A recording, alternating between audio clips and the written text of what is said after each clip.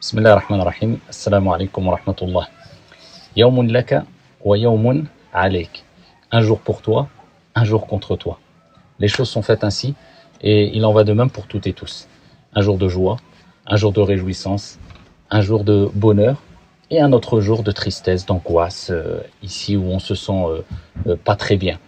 C'est comme ça, mais par contre il faut savoir que s'il n'y avait pas ces jours de tristesse, ces jours d'angoisse, ces jours de quelque part désespoir qui laisseront place à un moment ou à un autre à la joie, à la réjouissance, au bonheur, bien sûr ils laisseront place à un moment ou à un autre car le mal ne perdure pas. فَإِنَّ مَعَ الْعُسْرِ يُسْرًا إِنَّ مَعَ الْعُسْرِ يُسْرًا. Certes, accompagné de la difficulté, il y a la facilité. Et Dieu répète, accompagné de la difficulté, il y a la facilité. S'il n'y avait pas ces jours de tristesse, d'angoisse, eh bien, qui laissent place à un moment ou à un autre jour de joie, eh bien, on ne donnerait pas autant de valeur, on n'apprécierait pas autant ces jours de joie et de félicité. Pourquoi ? Parce que si on vivait que la joie, que le bonheur, tous les jours, eh bien, on banaliserait peut-être ce bonheur, cette réjouissance, ce sentiment de bien-être. On lui donnerait plus d'importance. Mais lorsqu'on passe par des tempêtes, et ensuite ces tempêtes se dissipent de par la clémence et la miséricorde du Très-Haut, eh bien on apprécie encore plus cette joie, ce bonheur, cette délivrance.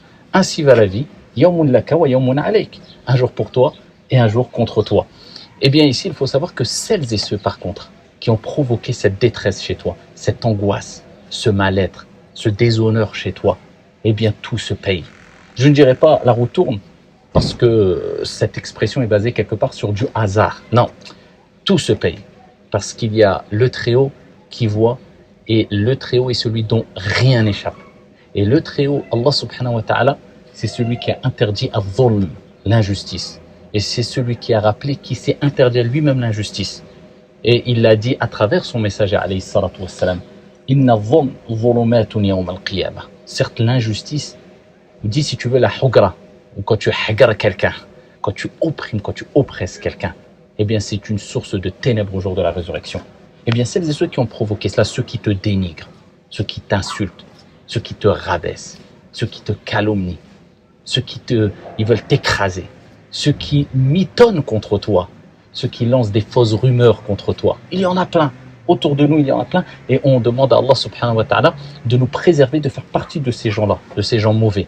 Eh bien, sache que tout se paye. Et sache une chose, que lorsqu'il t'arrive un mal, eh bien, celui qui est en face de toi, qui te fait le mal, qui t'opprime, quelque part, eh bien, il est touché aussi par un mal. C'est déjà, ici, le premier début, ou le début, ici, de la réponse à son mal. Il commence déjà à payer. Dieu dit dans le Coran, et il parle particulièrement de Ghazwatu Uhud, lorsqu'il y a eu quelque part une défaite. Eh bien ici, quand ils ont voulu les opprimer, les agresser, eh bien quand ils se sont défendus les musulmans, eh bien quand ils ont eu des pertes, quand ils ont eu très mal, eh bien le Très-Haut rappelle que vous avez eu mal, mais eux aussi, lorsqu'ils vous font mal, eux aussi ont mal. Pour nous rappeler de manière générale, c'est une règle générale, quand quelqu'un te fait une injustice, quand quelqu'un te provoque injustement, quand quelqu'un te rabaisse, quand quelqu'un veut te faire mal, ça va te faire mal, c'est naturel. Mais sache que lui déjà aura mal aussi. Lui aussi, il payera, il commencera déjà à payer cette injustice. Mais toi, qu'est-ce qui t'est demandé ? C'est de savoir que la roue tourne quelque part. On se comprend quand je dis ça. Je préfère utiliser l'expression « tout se paye ». Mais toi, qu'est-ce qui t'est demandé ? As-sabr wal-ihtisab fi sabilillah. C'est de patienter, d'espérer la récompense divine. Pas patienter parce que tu es faible, parce que « man tawada'a lillah rafa'ah ». Le prophète alayhi salatu wassalam, il nous dit, celui qui agit avec retenue, modestie, qui se rabaisse pour Dieu, Allah subhanahu wa ta'ala l'élève. Et c'est pour cela que le prophète sallallahu alayhi wa sallam nous dit, il n'y a pas une personne qui patiente face à une injustice. Comme je dis précédemment, on veut t'écraser, on ment sur toi, on salit ton honneur, on salit ton image, on rit de toi. Laisse-les. Rira bien qu'il rira le dernier. Il rit aujourd'hui, demain ils pleureront, toi tu riras. N'oublie jamais ça. Peu importe qui est en face de toi, peu importe. Toi, il t'est demandé d'agir avec sagesse retenue. C'est pas de te laisser écraser, mais d'éviter de répondre au mal par le mal, en évitant le mal d'autrui intelligemment. Répondre au mal par le mal, ce n'est pas de se laisser écraser, de se faire écraser. C'est de répondre au mal par ce qu'il y a de meilleur, surtout pas par le mal, en évitant le mal de la personne intelligemment et sagement. Eh bien, le prophète alayhi salatu wassalam dit, il n'y a pas une personne qui patiente face à une hagra, à une injustice, en espérant les récompenses divines. Illa zadahu Allahu izza, sans que notre Seigneur lui ajoute ici de l'honneur. Il va avoir de la valeur encore plus auprès de Dieu et auprès des gens.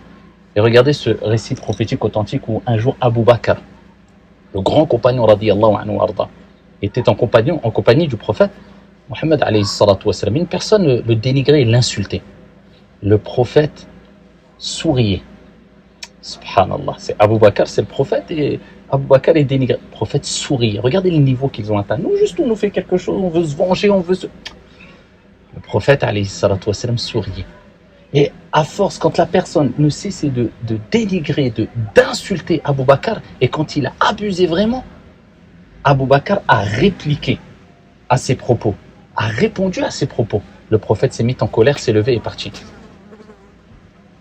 Abu Bakr a poursuivi le prophète, alayhi salatu wassalam, il l'a interpellé, il a dit, ah Rasulallah, pourquoi tu es parti alors que quand il m'insultait, tu restais et tu souriais, et dès que j'ai répliqué pour me défendre, tu es parti. Il dit, il y avait Al-Malaïka qui lui répondait, mais lorsque tu as répondu à Shayatin, Shaitan, le diable est venu, a pris position, a pris place, il ne convient pas que je reste dans un endroit où le diable reste. Je suis parti. Il était dans une position louable, une position élevée. Il avait énormément de valeur, Abu Bakr, quand il ne répondait pas aux insultes. Et voilà comment on doit réagir. Et c'est comme ça que tu gagneras les cœurs. Au début, c'est dur, mais c'est comme ça que tu seras fier de toi. Le fort n'est pas celui qui terrasse les autres, comme le prophète alayhi salatu wassalam a dit, mais c'est celui qui refoule sa colère, qui contrôle sa colère quand il est en colère. La tardab wala kal jannah. Le prophète alayhi salatu wassalam a dit, ne te mets pas en colère et tu auras le paradis. Je répète, ça ne veut pas dire se laisser écraser. C'est de réagir avec intelligence et sagesse. Parce que certaines personnes, ils ne valent pas le coup de leur répondre. Il faut simplement les laisser sur le côté et continuer son chemin sereinement, intelligemment. Et ça, c'est une izza et une quwwa. Et ça, c'est avoir quelque part une fierté louable et avoir de la force. Parce qu'il faut être fort pour réagir comme ça. Et ça, c'était simplement pour vous rappeler que, je répète encore, je ne dirai pas la roue tourne, mais tout se paye. Toi, il t'est demandé de répondre au mal parce qu'il y a de meilleur, intelligemment. Et surtout, si tu fais partie des personnes qui oppriment les gens, qui veulent écraser les gens, méfie-toi. Dieu déteste, il déteste l'injustice. Sois toujours du côté des opprimés et pas du côté de ceux qui oppriment. Wassalamu alaikum.